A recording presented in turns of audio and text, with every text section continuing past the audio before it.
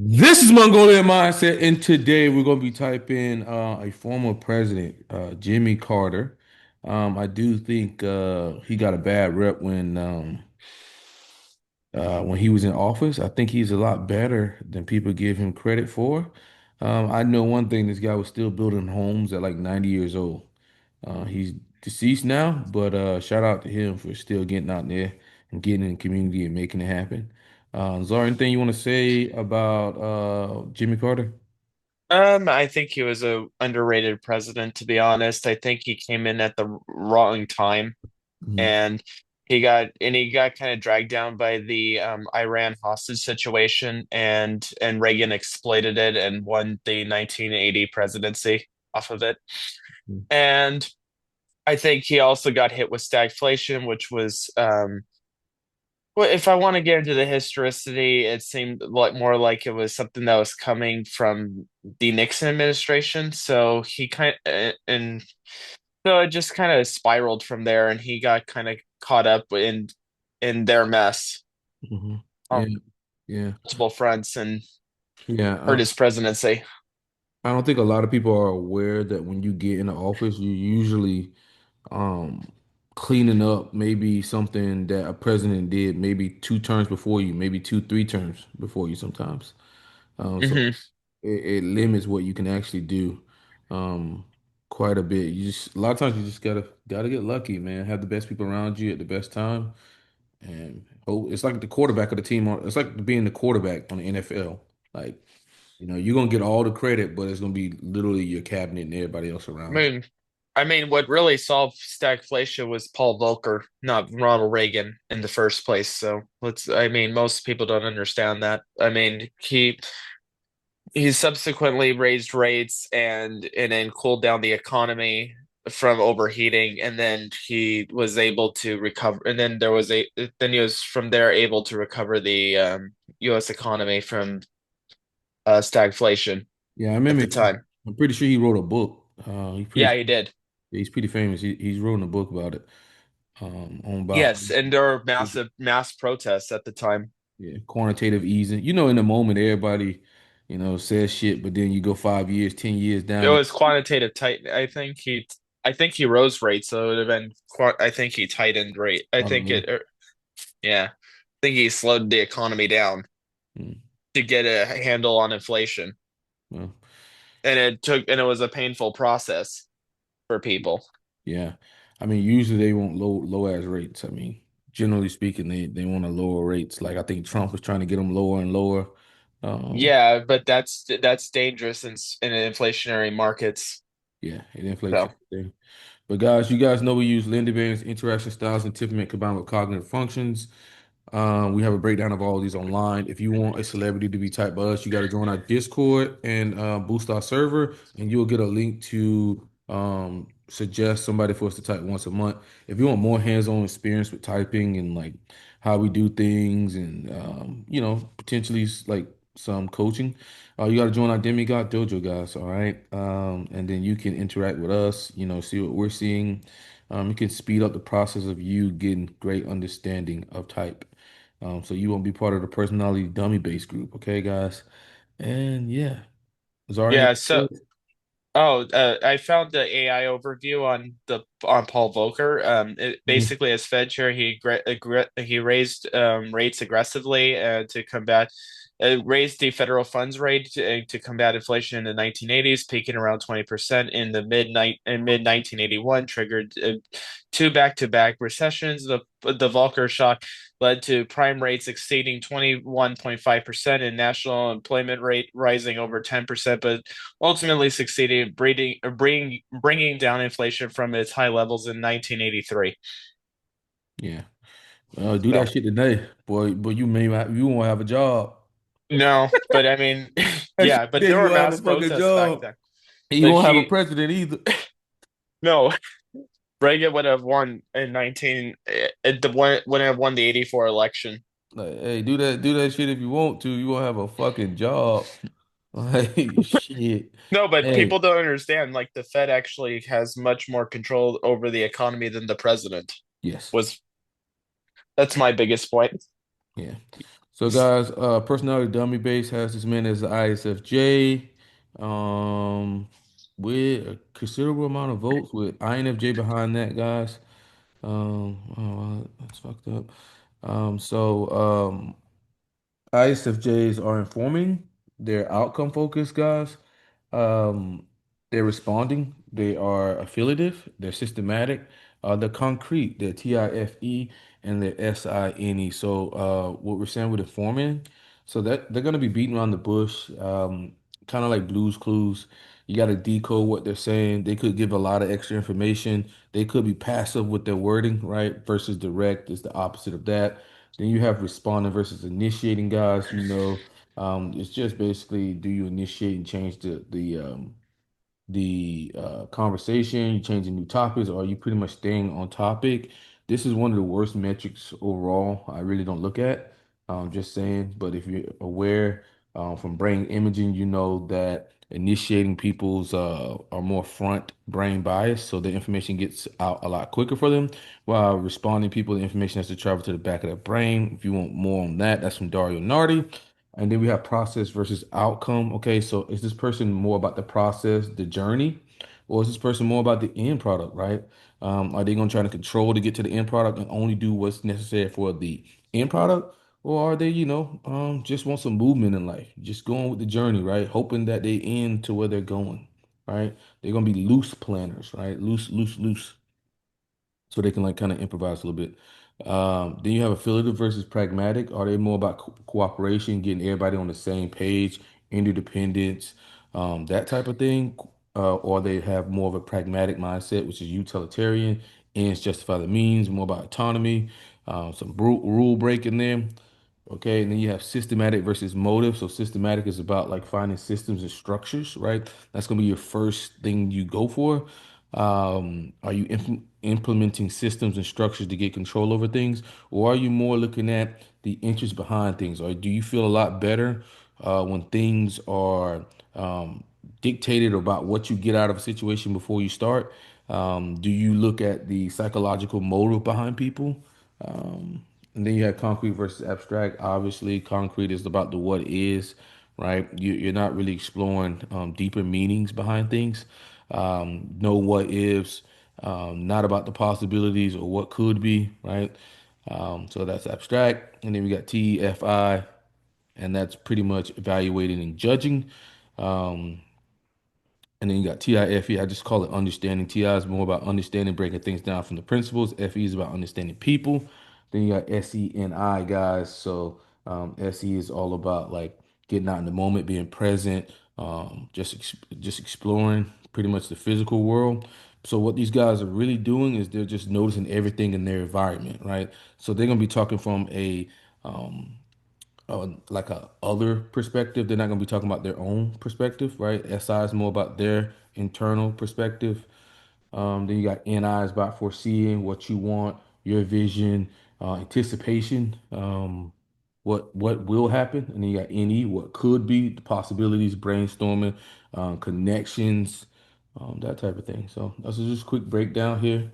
Hmm. Someone just asked that I do that because there's a high degree of difficulty, and we'll be talking about it as it comes out in the video. Tally of delegates. We try to Yeah. stay in touch with the delegates, have over the period of this campaign. And I'm told that just today our compilation is that 429 Carter delegates told CBS News they disapprove of the way you're handling the economy. 241 Carter delegates said they disapprove of how you're handling foreign policy. And 113 Carter delegates disapprove of how you're handling your job in general. When you quote those figures, they sound very impressive, but you have to remember that you're talking about a total of more than 3,000 delegates, a substantial majority of whom, about 60%, support me. And although someone might disapprove of something that I do with foreign policy or the economy or the rate of inflation and so forth, the fact that they prefer me above other candidates in the Democratic Party and certainly against any Republican is a significant thing. We don't claim to be perfect. We've made some mistakes in the minds of many people, but I think that my prediction that I'll be the nominee will be carried out next Thursday.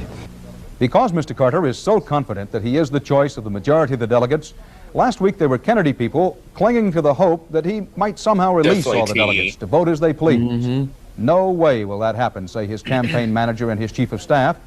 But the issue is so crucial to the nomination, we decided to put it right to the president. Is there a possibility, despite the denials, that he would release his delegates? No. Any chance of that happening at all? None at all. None whatever. No. We have had some of my very strong supporters point out to me, Dan, that if I should release the delegates after the rule for loyalty and against the brokered convention is confirmed, that it would be a demonstration of strength. There is no doubt in my mind that if I release those delegates, they would still vote for me, 98% of them. They have signed a pledge. We're talking about 98%, right? That's empirical T. numbers. So Yeah. we hit them for TE, FI here, ladies and gentlemen. To vote for me, and they would not violate their word of honor. Mr. President, with all respect, let me make the opposite argument, which I know you've heard. But there are any number of people who make these following points, and included among these people are many who like you, support you, and still think you can win. Make the argument, things change. The primaries covered many months. Many events have happened since then. People have changed their minds since then. Your own job rating in the polls is at an all-time low for any president since the polls started. Leaders of your own party are concerned. So why not, whatever the moral principle may be as you see it, why not have an up or down vote of confidence at this convention? We went through a long series of reforms to say that once the voters go to the polls and choose a nominee, later the delegate is chosen to represent that expression of support for a certain candidate, myself or Senator Kennedy or whoever, and then that delegate is supposed to go and accurately represent the voters. They are not my delegates. They are the... All right, I'm going to go affiliative. Mm-hmm. All right, he's talking about cooperation here, the people here. people's delegates who are sending them. Mr. President, surely you're aware that not only the leadership of the Democratic Party, but those Democrats who are running for offices from county judge up through state legislature, U.S. representative, are, as of this moment, many of them absolutely petrified that with you at the head of the ticket, that it's going to be a wipeout for the Democratic Party in November. Dan, that's a gross exaggeration. Is it? Sure, it's an exaggeration. Democrats don't get petrified when poll results go up and down. I agree with you. They do go up and down. They come and they go. I think, number one, you would agree that over the past year and a half period, that while there have been ups and downs, that the trend for you has been down. Would you agree with that? No. You would not? Well, Dan, right now they're down. The polls are down. This time 4 years ago, we had an enormous lead over President Ford, and as you know, the final results in November were very close. Last October, September, November, when... Talking about the past here, aren't we? We are in the past. SI. So, guys, that's introverted sensing here. He's going into the past here, reference it, right? He's using that as a reference. So I would say that's TESI. Senator Kennedy was deciding whether or not to run for president. The polls showed that if he should run, that I would be defeated by a margin of 3 or 4 to 1. And many people who advised him very closely predicted to him that if he ever should announce as a candidate, that I would probably withdraw and not even go into the contest since my prospects were so hopeless. So at that time, I was at an abysmal low. The polls that count in a democratic society like ours are the polls that are conducted among the people on election day.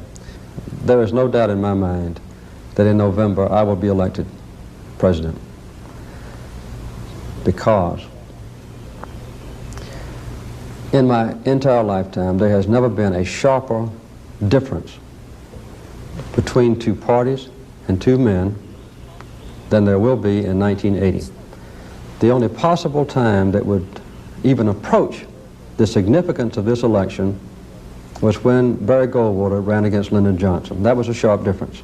The same degree of difference, even in... So we're getting SI and TE, right? Yeah, NT comparison in the end there, guys, because we're getting out. But he is comparing this election to a prior election, so that's TE.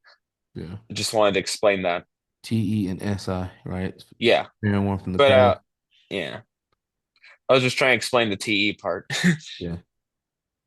So guys, we're getting outcome two. So it's looking like we're down to two types here, really.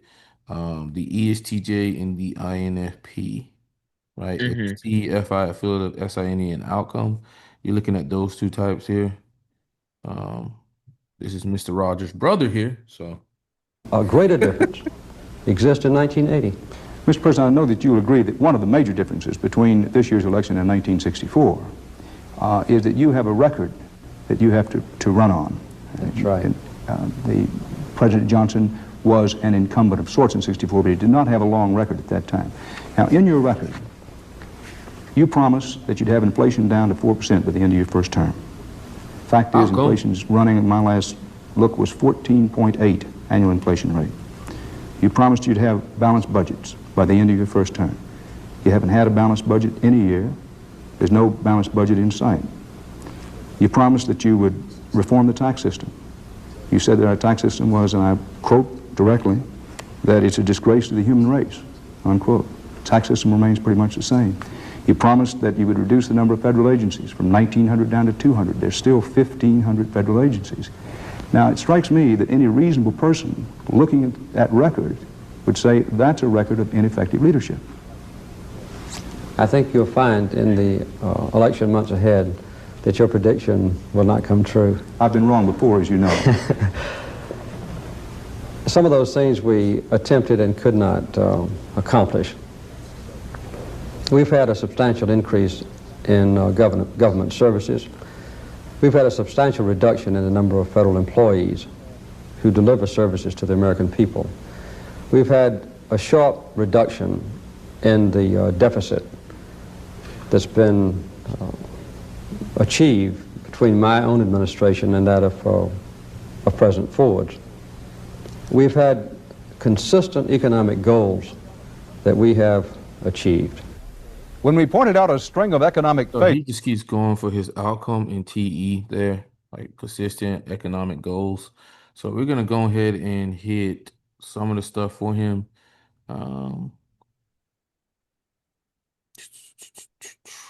So this guy is clearly TEFI, right? He's talking about empirical information here. A lot of it. He's also outcome. SINE. So he's also outcome, ladies and gentlemen. So TE, yeah, I'm just gonna hit that. With TE, FI outcome and SINE, you're pretty much looking at the two types that we said, either ESTJ, the political favorite, or the INFP. So these are killed.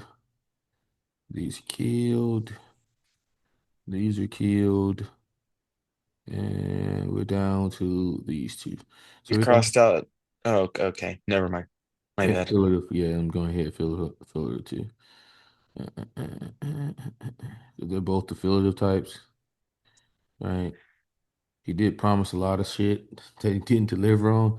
So what we're going to really be looking at right now is direct versus informing, responding versus initiating, abstract versus concrete, and structure versus motive, because that should separate these two.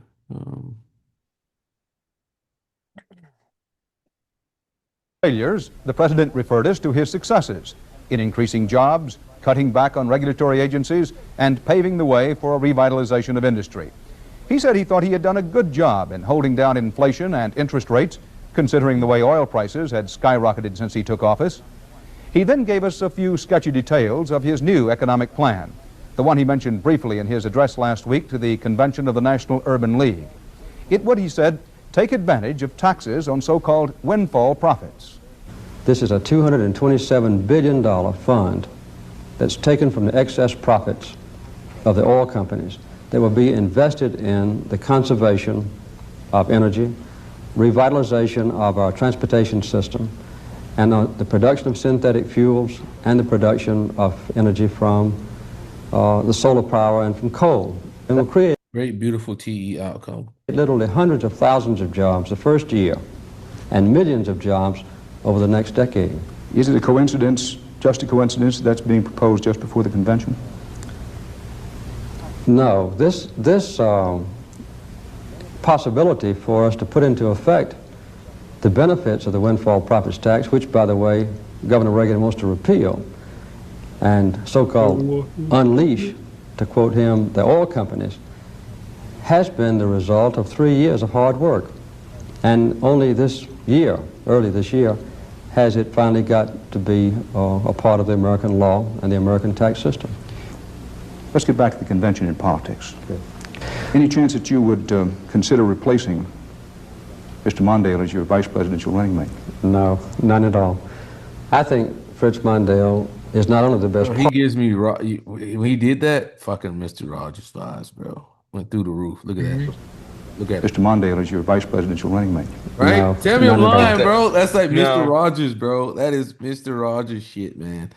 Holy fuck. Same little mannerism. Any chance that you would consider replacing Mr. Mondale as your vice presidential running mate? No, You never none see at Mr. all. Rogers smile like that? I think Fritz I Mondale have. is not only the Yeah, best partner crazy.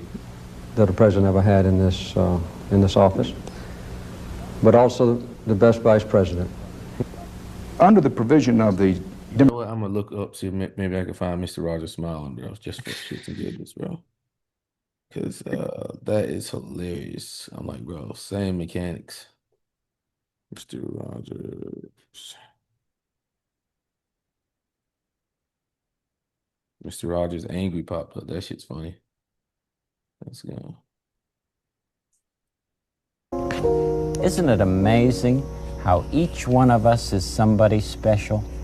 No matter what we can do or cannot do, no matter how old or young we are. Kind of crazy. Going back to Jimmy Carter here. Kind of similar eyes too. It's crazy, man. I think Fritz Mondale is not only the best partner that a president ever had in this office, but also the best vice president. under the provision of the Democratic Charter to be adopted this week, under the Charter, there's a provision that discrimination or prejudice based on sexual orientation is prohibited in all party affairs. Realistically, do you think all Democratic candidates in all portions of the country can run He seems like super responded. on that? No, the Democratic You see how it takes him a while to respond. Information just Party and the candidates and the voters are so completely fragmented and disparate and are such strong individuals that each one would have a different approach to almost any part of the Democratic platform.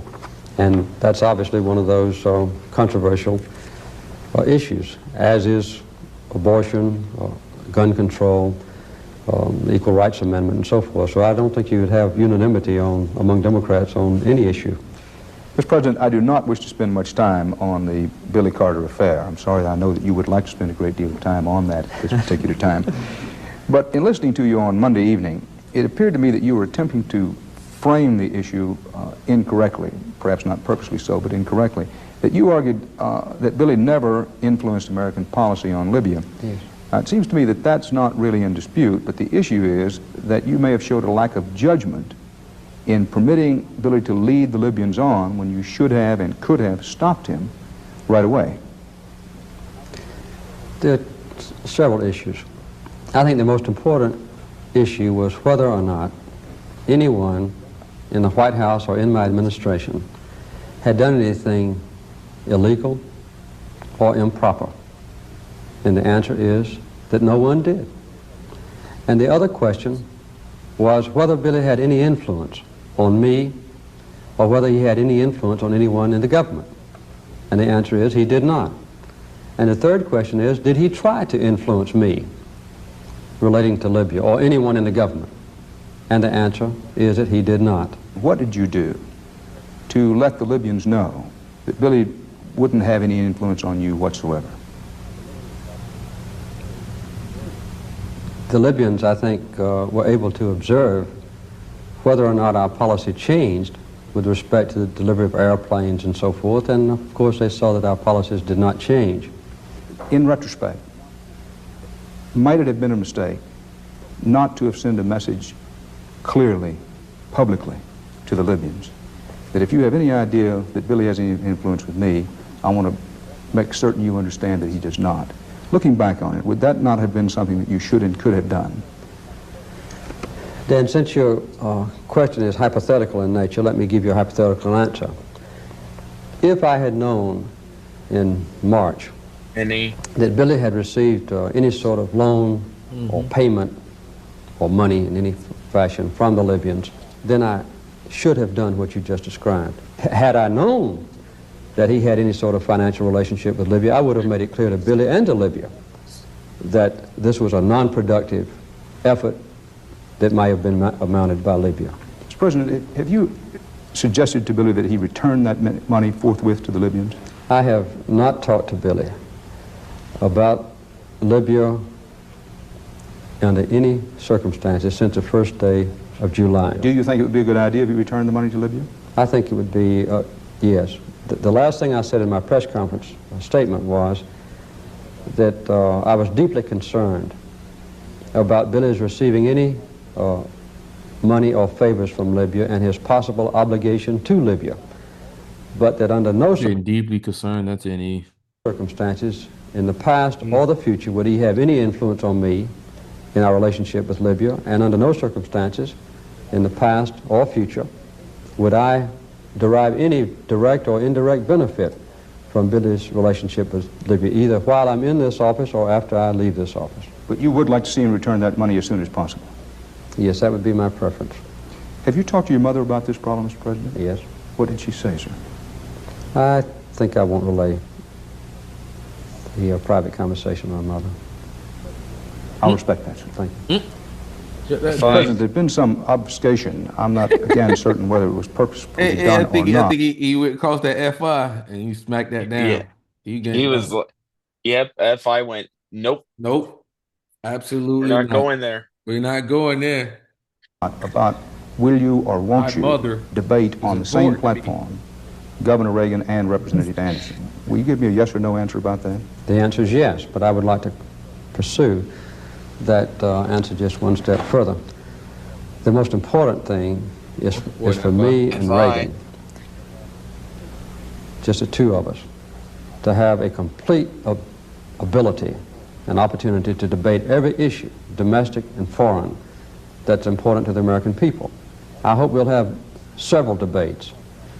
That's one part, and that's the most important part. The other part that I have said is that I would participate in a debate along with Governor Reagan and any other candidate who was qualified in enough states where he had a theoretical chance to be elected president if he carried all those states. And that would certainly include John Anderson, the former congressman. So you are prepared to debate on the same platform during the campaign, both Governor Reagan and Representative Anderson? That's correct. I believe you said, correct me if I'm wrong, if you haven't said, may I assume that you think Representative Anderson, if he stays in the race, would take more votes from you than he would from Governor Reagan? Well, let me put it this way, Dan. I'll be running against two Republicans. One Democrat, two Republicans. I think it would be too early for me to get into the role of characterizing how Reagan differs from Anderson and so forth. But I'm willing to do it. I don't have any choice in the matter. My preference would be to run against one person. Do you have any indication, do you have any suspicion that Governor Reagan and or some of his supporters are putting money into Anderson's campaign in hopes of hurting you? No, I don't. If I may carry this forward, just one additional step. Yeah, we're done. We're going with INFP here. It's painful. So we're gonna go responding. There's no way he's initiating. Yeah, he's not initiating at all there. He takes his sweet time to respond. Super sweet. INFP style, bro. Take forever. Except when he asks him about his mom. He shut that shit down. I'm not gonna go there. That's private. Whack. All right, guys. So we got informative. He was entertaining hypotheticals there. You did see that. Abstract. There were several times where he, entertained Hypotheticals. It was between ESTJ and I heard, INFP. yeah, I was thinking mid part of the video he was laying out the motives of other people, like what they were getting out of his situation. But I, I um, think he was when he was talking about that guy and yeah, about the Paul yes, guy. yeah, yeah. I thought he was laying it out there. Uh, Yeah, I don't know why I didn't call it. I was just, it was, I felt like I was grasping at straws. yeah, me too. That's why I didn't go for it. I'm just being INFP. honest. So we're thinking INFP. We either got 1, 6, or 9.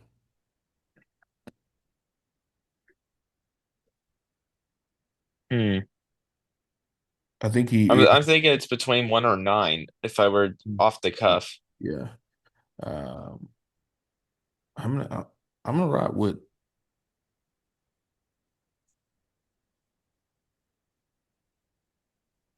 Yeah, I think we got to go with one, right?